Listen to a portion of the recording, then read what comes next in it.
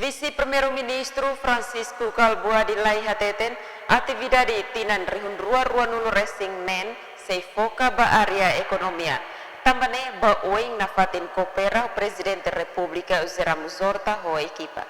Declaração de vice-primeiro-ministro no ministro coordenador assunto economia no ministro turismo no ambiente Francisco Calbuada de hatoba jornalista Sira benghira remata halau encontro ho presidente República Zera Muzorta e ha Palácio Presidencial Nicolau Lobato Bairupite quartane. Vice-primeiro-ministro Dehan na fating halau cooperação ho presidente República no equipa presidencial ho de halau atividade no programa de bemak aprova no husi Parlamento Nacional.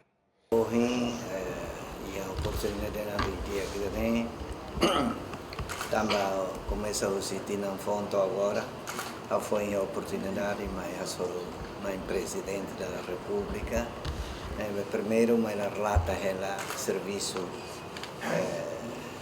Nebemaka agora tu arruba hoje e atualiza a situação todo.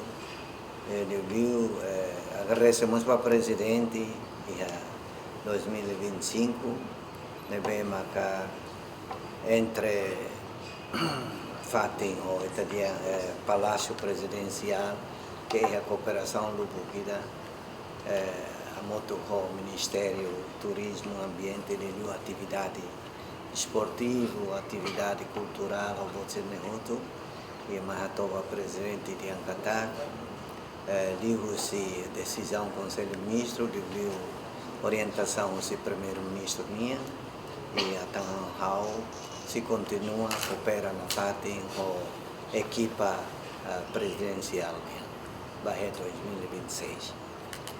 Nessa janeiro Macau Maiohin relata elvas no senhor presidente. Governante Nedehan tuir orientação husi primeiro-ministro ba membro governo hotu katak tinang idane tinang asaung. Tambane nia parte se concentra a economia ba oing. Além de governo mos esforço makas atu dada investor sira husi nação seluk ma investe iha Timor Leste. Emerenciana Pinto, STL News.